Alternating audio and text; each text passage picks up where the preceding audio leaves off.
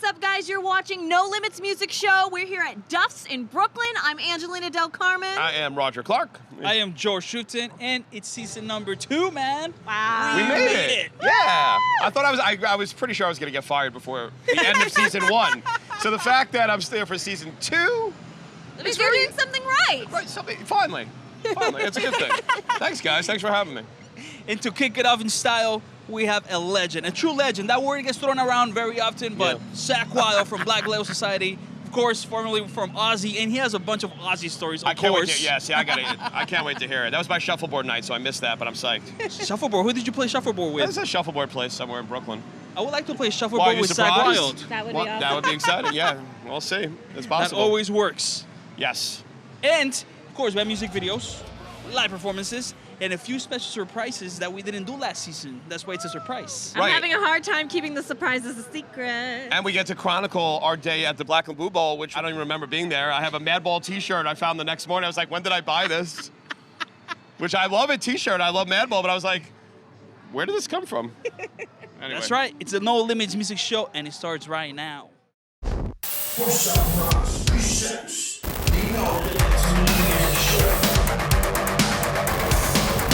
It's always such a pleasure to be hanging here at Duff's with good friends, great music, and of course, a little trooper beer. Cheers. Cheers. Cheers, guys. Season number 2.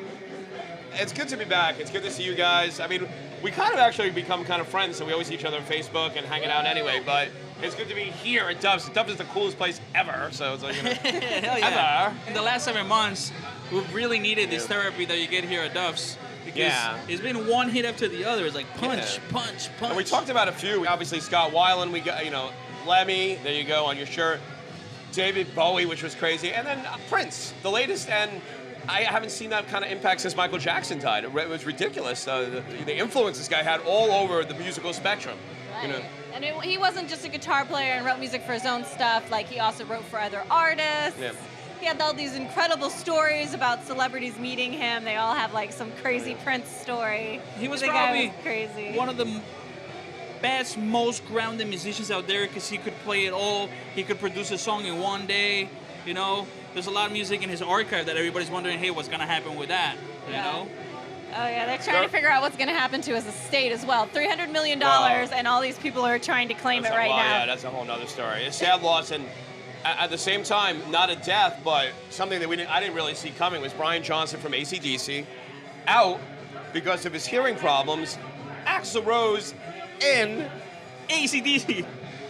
And simultaneously touring with GNR. So you have like kind of two camps. You have the like, oh, screw you, AC/DC. How do you do this to Brian? And others like, well, I got tickets to the show. I want to go, and Axl's cool, so I'm gonna. It's one of those. The show must go on. I'm sure that's what Angus Young's attitude is. It's like, hey, I got to fill 80,000 seats in a stadium. I'm canceling this. Right. We got Axl Rose. You want to sing? Go for it. Which they did. Hey, they're kicking ass right now.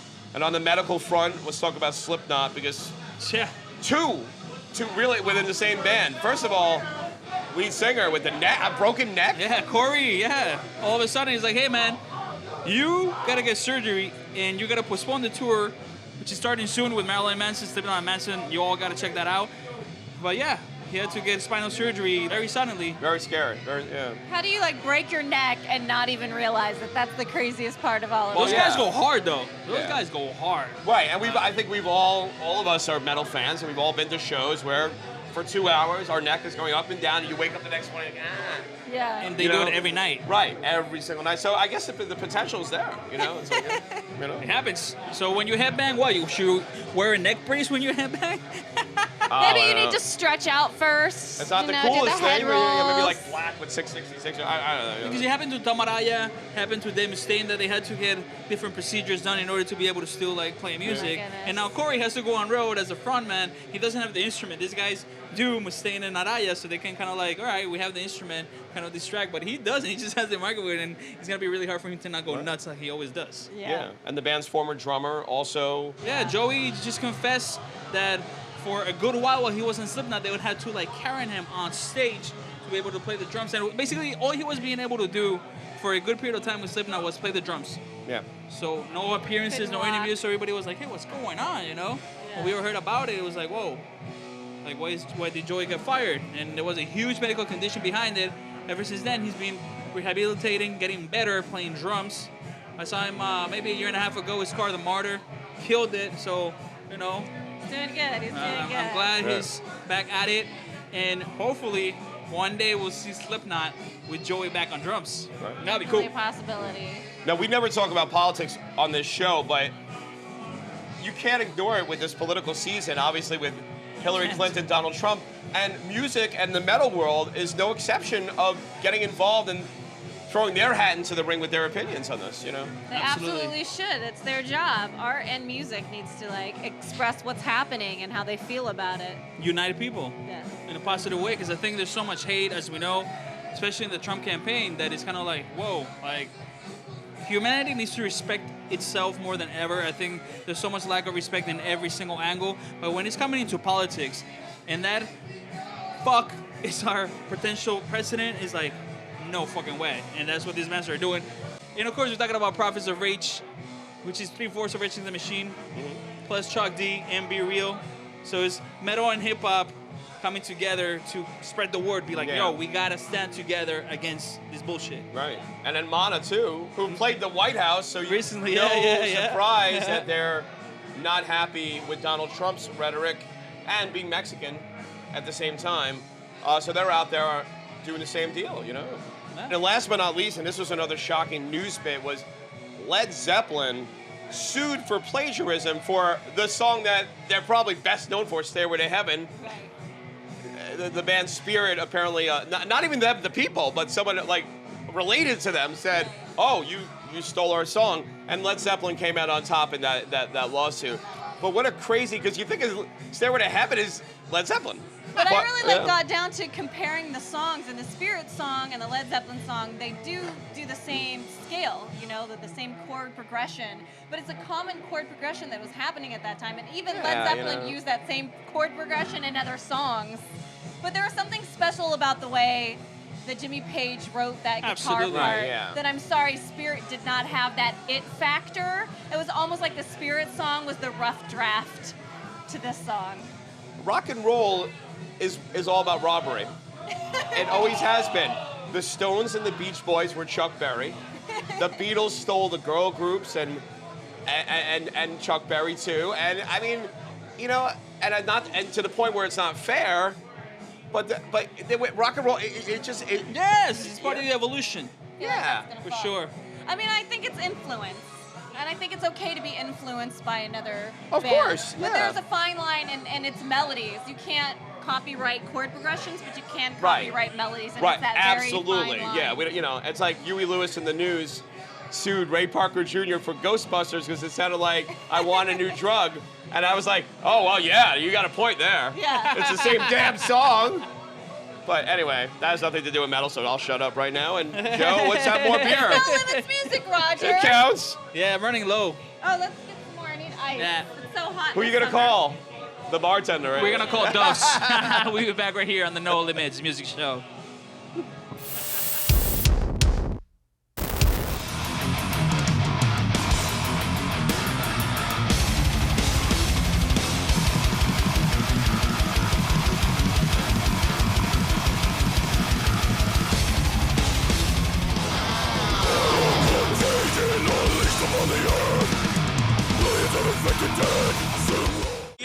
Black and blue. That's right, guys. Look, it's the Super Bowl of hardcore. It is the Black and Blue Bowl 2016. We have legends like the Adolescents, American Nightmare out of Boston, and the return of Billy Club Sandwich and Hazen Street. Plus, Madball, right? The 20th anniversary of the album that put them on the map, demonstrating my style. I can't wait to get inside. Let's go.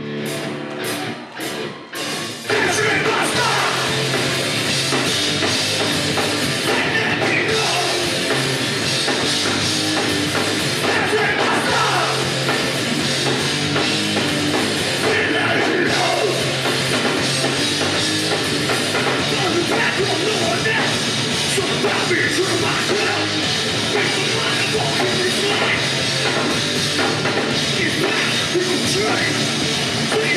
my way. Hey, I'm on TV. Just like that, we're rolling. Hey. Surprise! Here we Wow, go. perfect timing. I mean, obviously, this is like, you know, I mean, you don't win business for the world, right? This is your thing, right? Yeah, this is my home. I played here for years when this was the Ritz, and this is an awesome thing. And it's great you're here. Right. I remember seeing you with the band I think Brains. this is our yearly meeting, Roger. Right. No, wait, no. I saw you at Last year we were here. Double Down recently. Yeah. I feel like. I don't remember that place. Me neither. Sadly. Too much of that. Yeah. Right. Yeah. Coffee, tea, right? Yeah, coffee, tea, me. But so American Nightmare. So you know, New York hardcore. Obviously, there was always you guys have a good relationship with the Boston guys, right? With everybody, yeah. I get along with everybody. That's what happens when you drink beer and make fun of people. See? There you go. Who's that guy? I don't know. That's my buddy. He's gonna buy me a beer. Yeah. But you're psyched for Madball, though. Yeah, right? I'm excited for this. This is every year. It's like it's great that it shows that hardcore music is still alive and kicking and progressing. There's different types of hardcore bands and stuff, so it's cool. You got the Adolescents, who are a classic hardcore band, punk band, and you got American Nightmare, who's the new generation of it. Yeah, and Madball celebrating the 20th anniversary of the album. That sort of put them on the map in a lot of ways. Yeah, right? 20th anniversary. Yeah. That's crazy. Yeah, pretty amazing. Is it possible that we've aged 20 years since then? I don't think about how old I am anymore. Fuck yeah, I come every year. Since 2005, I've only missed 2. Right, yeah. One for a wedding, one for a bachelor party. Who are you here to see tonight? My 4, Billy Club Sandwich, Hazen Street, Leeway, Madball. And tell me about this day, because I think anybody who's into hardcore, I mean, I think they joke it's a Super Bowl, the World Series, whatever you want to call it. It's like really a special event because all these kids are here, everybody, all ages from like, I see little kids. It's almost like a family atmosphere. I saw you, people have their babies here. It's crazy. This spans all generations of hardcore. This is our generation. I'm 45 years old. So this is at least 3 generations. I'm in here. There's kids that are in their late 20s, early 30s, and then there's 16, 15-year-old kids like I was the first time I came here. So and what it always ends up being is up here, it's the reunion time. It's all the old timers that haven't seen each other in years. The guy, oh my God, I haven't seen you since this year and whatever. And then downstairs is the new generation, and they're in the pit killing each other. And that's the way it should be. And 25, 30 years ago, we were the ones down there. That's right. You know? So this is something that, as far as you're concerned, this has got to keep going, right? Yeah. I hope it keeps going forever, because this is like, it's like a torch. You know, this gets handed, generations hand the torch to each other. You know, we took that from the older generation, like Roger AF. His generation gave it to mine. I gave it down to kids younger than me. I saw probably the first hardcore anything I saw Agnostic Front open up for Slayer in this room in December of '86. Whoa. And that was my first day, the first time I saw them. Then I saw them at CB's later on the next spring. But first time I saw Agnostic Front, this room opening for Slayer, December of '86. And I was 15 years old, Are you enjoying yourself, though? A little bit. Absolutely. I was just in a coma for 3 fucking months.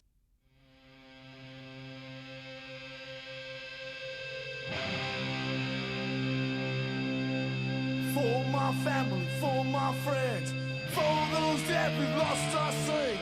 This is a message, this is for you. Never forget the Lower East Side crew. For my family, for my friends, for those that we lost our slave. This is a message, this is for you. Never forget the Lower East Side crew. I remember all the times we spent. We went through down on Avenue A. The year was 1982. Hardcore. New York City, New York. That's how we lived it. We always stuck together. We always had something to prove. We gave breath to a movement. This is for the old school avenue. Hardcore. New York City, New York. That's how we lived it. Hardcore. From New York City, New York. That's how we live our lives.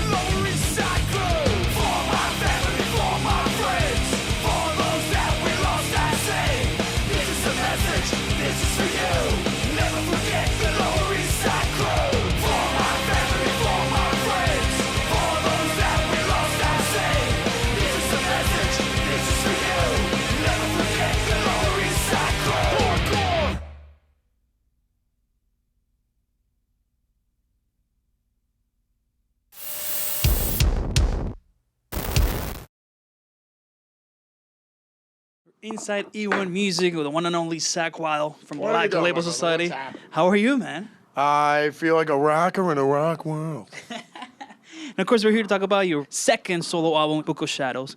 And first of all, like obviously you're a very busy man. So how do you make time and kind of like set yourself apart from like writing Black Label music versus writing music for your solo projects? Is this something that happens while you're writing Black Label and you have like some songs that maybe you're like, okay, maybe those can be used later, or you just kind of change your modes naturally? I understand what you're saying, but I mean, it's not like, you know, doing a Pride and Glory thing where you got losing your mind with banjos going on and everything. You know, like with Ozzy, I wouldn't go, Oz, what do you think of this thing? You know, unless we're living on a farm, Zakk, we can get rid of the banjo. You know what I mean? Ozzy would say, but, you know, no, to me, it's just music, you know what I mean? So, with the Black Label stuff, we always have mellow stuff on the records anyway. So, to me, it's, you know, doing the mellow thing's always part of what is, I mean, even with Ozzy, we had Mama I'm Coming Home, Road to Nowhere, Time After Time, See on the Other Side. There's always been mellow things floating around. But, no, I mean, as much as I love listening to Zeppelin doing Black Dog, I love it when they do Going to California.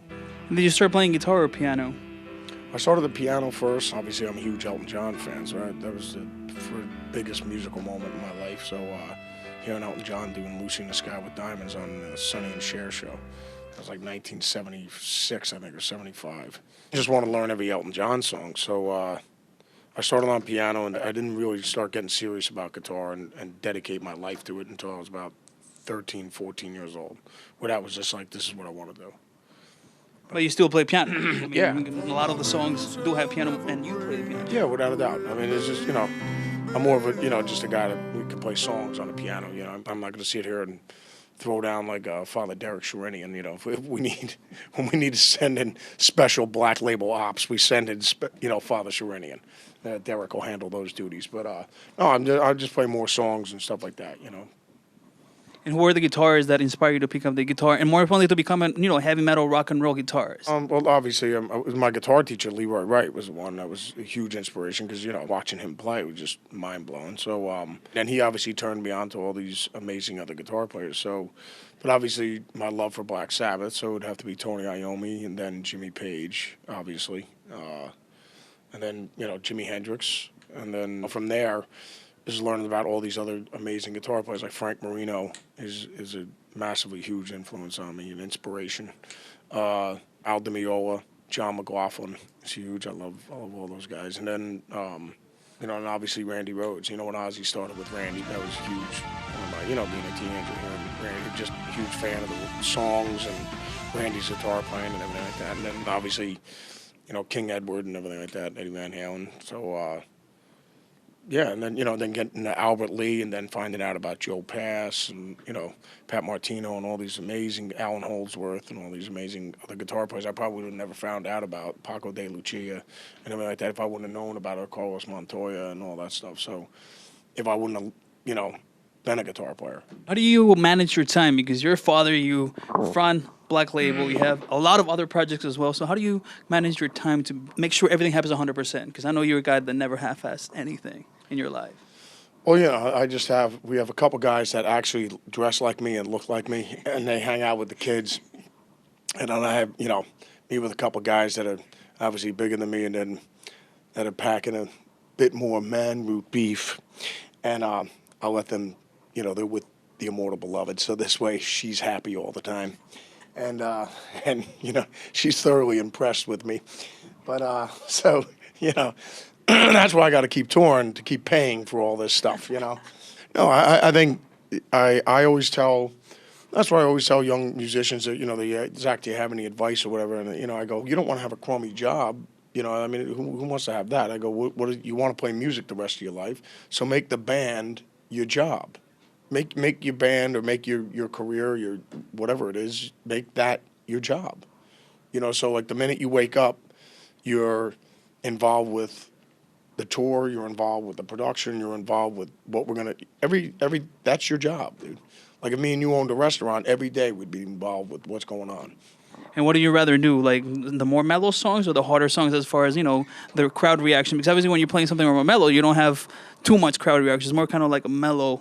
I mean, I love doing both. I really do. I mean, as much as I love doing Stillborn or Heart of Darkness or anything like that when we're playing live, I love doing you know, when we play River and when we're doing Angel of Mercy or anything like that, when we're playing the Black Label Mass or anything. So I love both. I can't say I want one over the other, because after we get done, you know, blasting away with the heavy stuff, it's always cool just to chill out for a little bit and do the mellow stuff. Right. So it keeps you focus sharp. Yeah, exactly. It's just like, you know, as much as I love pounding my man root, I also love fisting myself as well. So, you know, they're both fun. But be careful when you guys do that over there at home. And what are some of the biggest lessons you learned from working with Ozzy all those years and making music with Ozzy? Well, Zakk, if you're going to be doing a ton of drinking, make sure you drink plenty of water. Plenty of water, kids. You got to take care of the liver and the pancreas. You know, everything underneath the hood. You know, you got to take care of the engine. So, yeah, that was awesome advice from the boss from day one, without a doubt, which is very true. I still drink tons of water, even though I don't drink anymore. The water also helps with the recuperation after a bucket of glue and paint chips. And the man root. Yes, and the man root enhancement pills. Yes, make sure you drink plenty of water. And obviously, lately, we've been losing a lot of legends. Of course, Lemmy, David Bowie. What is kind of like the impact that Lemmy left in your life? Because I know you were friends with Lemmy. You know Lemmy. What are some of the kind of memories of Lemmy that, you know? Just a sweetheart. He was had a heart of gold. I mean, all I remember, just a beautiful soul. But I mean, I think his legacy and what he's remembered for is just the pillar of strength of doing things on your own terms and living life the way you want to live and to be happy. So that's, you know, because how many people I'm sure were like, oh, you're never going to make it doing this kind of music, or you're never going to do this, or maybe you should do that, maybe you should cut your hair, or maybe you should do that. And he's like, no, I'm going to do, this makes me happy, I'm going to do this. You know, maybe if you played this kind of music, no, this is the kind of music I play. This is what we're going to play. Maybe if you change the band name, no, we like Motorhead. That's what we're going to keep it Motorhead. You know what I'm saying? Everything was on his own terms. So I think that's you know, just as far as the pillar and fortitude of strength in regards of doing things on your own terms. I mean, that's you can't get any. He's the face of that, you know, without a doubt. And like you said, one of the sweetest, coolest guys on the planet. So I don't know anybody that has a bad thing to say about him. Nobody. I mean, that just goes to attest of what a beautiful guy he was. He did it till the very end, thankfully. Yeah, without a doubt. I mean, so, you know, without a doubt, but he lived life to the fullest, man, for sure. Anything else you want to tell the fans that are watching right now? Yeah. This is Zakk Wylde, Black Label Society. Stay strong. Keep bleeding Black Label. God bless, and we'll see you next time.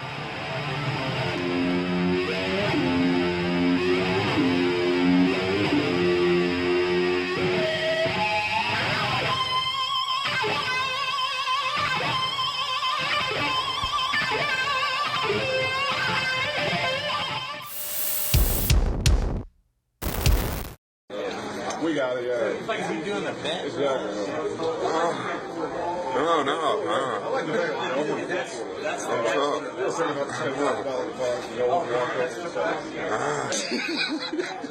probably got it.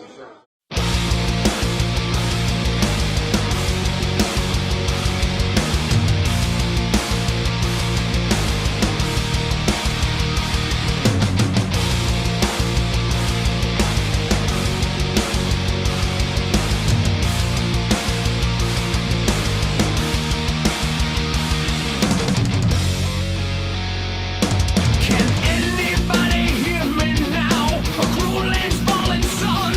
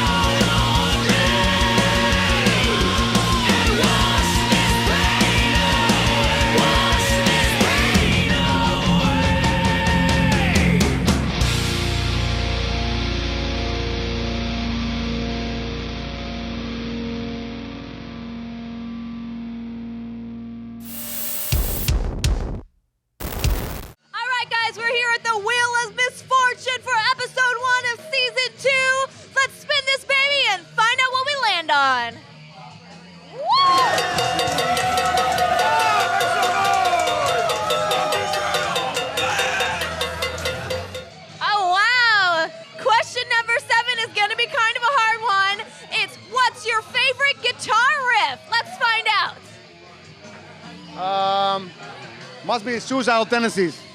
Feel like shit, deja vu. Nice. For sure. Fucking suicidal. Yeah. What is your favorite guitar riff of all time? I'm gonna say Evil by Merciful Fate. I love the opening riff from that song. I always remember it. Yeah. Thank you. Inner Cell from Sepultura. Master of Puppets, Metallica. Is the track from Obscene album Meshuggah. It's every single riff from Bleed. The track is called Bleed. Every single riff of them is amazing. I love it. Perfect. Thank you. Cheers. Happy birthday. Have you figured out what your favorite guitar riff is? Yes, Layla by Derek and Dominoes. Metallica, Call of Cthulhu. I'd like to know what your favorite guitar riff of all time is. Left to Die by Death. Nice. That da-na-na, da-na-na. I can't vocally project it like the guitar, but you know the song. It's too many. I cannot tell you that right now.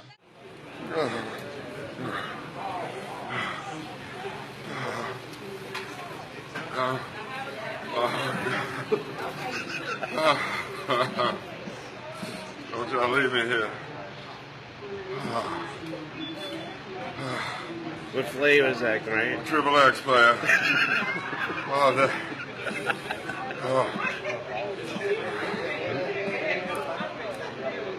Oh, man. It's so good.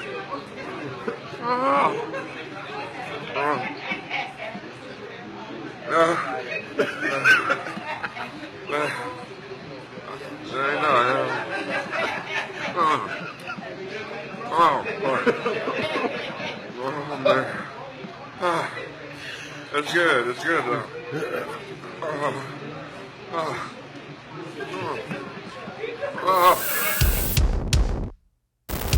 Hey, welcome back to the show. And as a big music fan, obviously, one of my favorite things of all time is a great guitar riff. That was our question tonight on the Wheel of Misfortune, and we got some great answers. It was, but my answer is Slipknot's Duality. You got the dun dun dun dun dun dun dun dun dun dun. That's great. I want to play drums to your mouth right now.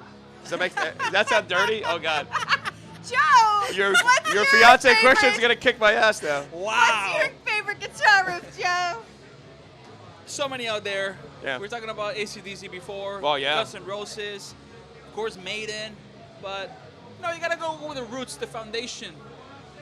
Black Sabbath has so many that maybe they should sue everyone. Naomi should sue everybody because everybody we were talking about Zeppelin before, kind of did that to him as well and to Sabbath. But hey, the one for me, in my opinion, is Iron Man because once you hear, you never forget it, and from there everybody kind of.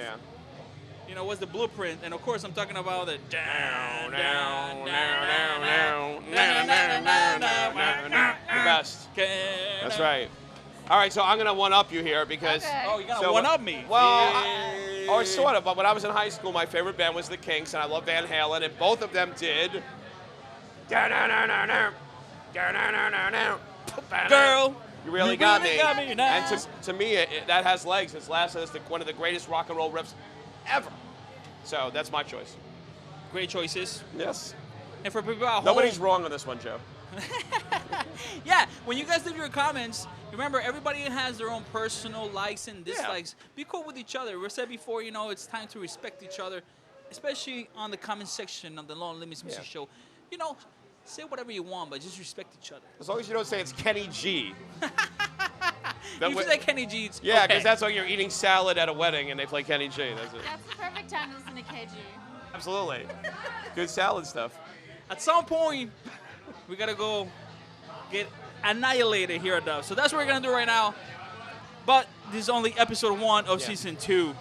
So all you gotta do is spread the word if you like what you see. Tell us, you know, what music videos you want to see, who you want to see on the show.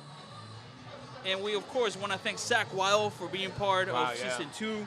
All our friends from Black Blue Productions for putting on an amazing event. Turns out I was there. Yes, the third time is the charm. And, of course, Jimmy, everybody from Doves, the No Limits crew, Jimmy. and you guys for watching. We'll see you next time right here on the No Limits Music Show.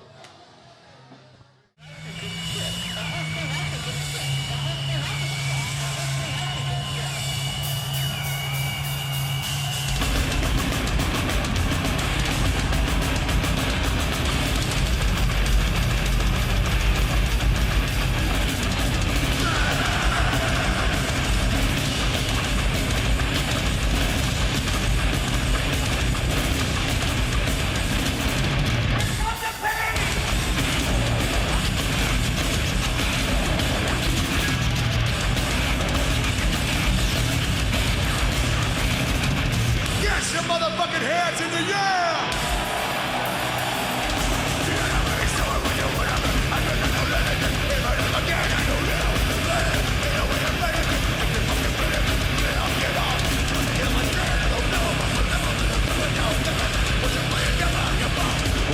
Let me fall, fuck you all. Let me slam till I drop your bomb.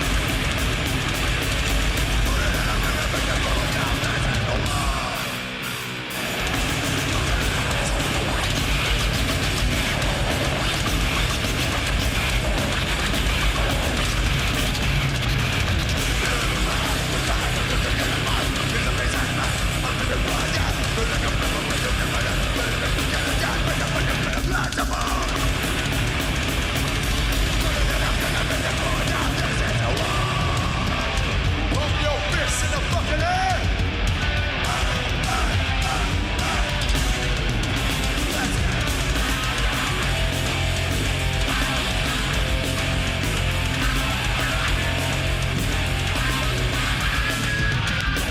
Just begun. It's about that time to get my life. Just begun. It's about that time to get my life. Just begun. It's about that time to get my life.